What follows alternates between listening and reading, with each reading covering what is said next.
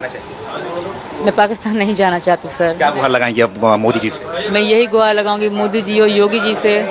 मैं इनकी शरण में हूँ, मैं इनकी अमानत हूँ। बेटी पाकिस्तान की थी, बहू भारत की हूँ, मुझे यहाँ रहने दिया जाए। पहलगाम में हिंदू पर्यटकों के नरसंहार के बाद भारत में पाकिस्तानी नागरिकों के वीजा रद्द कर 48 घंटे में देश छोड़ने का आदेश दिया है।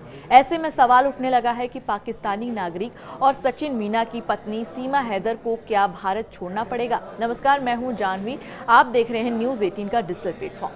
पाकिस्तान से भारत आई सीमा हैदर के भारत छोड़ने पर चर्चा जारी है। पहलगाम आतंकी हमले के बाद पाकिस्तानियों को उनके देश वापस भेजा जा रहा है। इसी बीच सीमा के पाकिस्तानी पति गुलाम हैदर का वीडियो सामने आया, जिसमें उसने सीमा को पाक आने पर पीटने की बात कही है। जी हां, तो दूसरी तरफ सीमा हैदर ने प्रधानमंत्री नरेंद्र मोदी और उत्तर प्रदेश के मुख्यमंत्री से उसे भारत में रहने की गुहार लगाते हुए कहा कि वह बेशक पाकिस्तान की बेटी है, लेकिन वह अब भारत की बहू है। मैं इनकी अमानत हूं, मुझे यह रहने दिया जाए। ये सीमा हैदर का बयान आता है। जी हां, 2 साल पहले सीमा ने अपने 4 बच्चों के साथ कथित तौर पर अवैध रूप से भारत में प्रवेश किया था। गौतम बुद्ध नगर जिले में सचिन मीना के साथ रह रही सीमा का दावा है कि सचिन से शादी करने के बाद हिंदू धर्म अपना लिया है। सीमा ने शुक्रवार शाम सोशल मीडिया के मंच यानी इंस्टाग्राम पर वीडियो साझा किया, जिसमें उसने कहा कि मैं पाकिस्तान नहीं जाना चाहती हूँ। इसके बाद उसने ये भी कहा कि प्रधानमंत्री से मैं गुहार लगाती हूँ। उससे एक सवाल भी पूछा गया कि क्या आप प्रधानमंत्री से गुहार लगाना चाहती हैं, तो सीमा को यह कहते हुए सुना जा सकता है कि मैं यही गुहार लगाना चाहती हूँ कि मोदी जी और योगी जी यानी उत्तर प्रदेश के मुख्यमंत्री योगी आदित्यनाथ जी से मैं इनकी शरण में हूँ, मैं इनकी अमानत हूँ। बेटी पाकिस्तान की थी लेकिन बहू भारत की हूँ, मुझे यहाँ रहने दिया जाए। ये एक सीमा हैदर का सोशल मीडिया पर बयान आता है। हाल ही में पहलगाम हमले के बाद गुलाम हैदर का भी वीडियो सामने आया, जिसमें उसने सीमा हैदर के वापस आने पर पीटने की बात कही है। जी हां, इसी वीडियो में गुलाम ने चप्पल उतार के दिखाते हुए कहा कि इसी से सीमा और MP सिंह को भी मैं खूब पीटूंगा अगर वो एक बार मेरे सामने आ गए तो।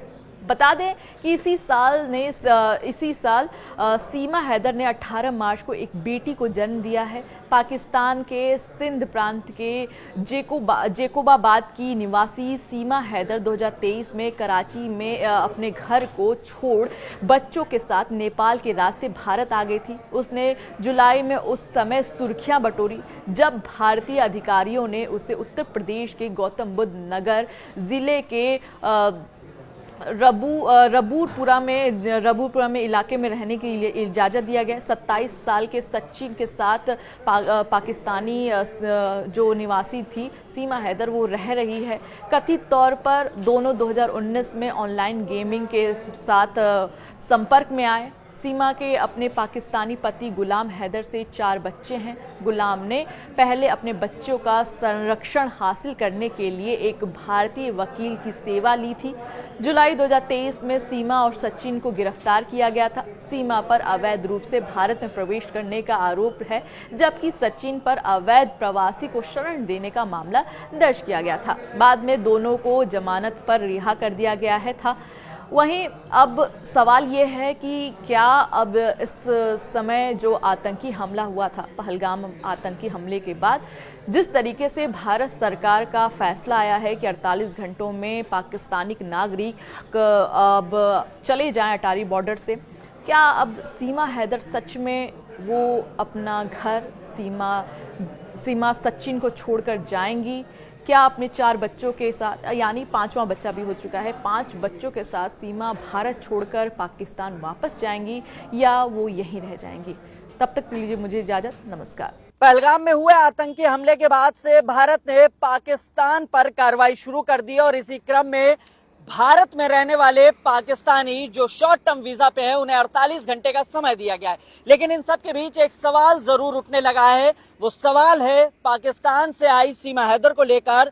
और इस पूरे प्रकरण में यह सवाल उठा है कि क्या पाकिस्तानी महिला सीमा हैदर अब भारत में रहेगी या वह पाकिस्तान वापस जाएगी। इन सब के बीच न्यूज़ 18 से बातचीत के दौरान एपी सिंह जो सीमा हैदर के वकील हैं, उनका कहना है कि मर्सी पिटीशन पूर्व में ही दाखिल की जा चुकी है और साथ ही क्योंकि सीमा हैदर ने बेटी को जन्म दिया है और उस बेटी को भारत की नागरिकता मिली हुई है। फिलहाल मां और बेटी दोनों अस्पताल में एडमिट हैं। साथ ही ये भी कहा है कि जो भारत की नागरिकता है सीमा के लिए, उसकी प्रक्रिया जारी है और कानूनी दांवपेच में अगर कोई भी डॉक्यूमेंट्स की जरूरत होगी वो भारत सरकार को उपलब्ध कराए जाएंगे।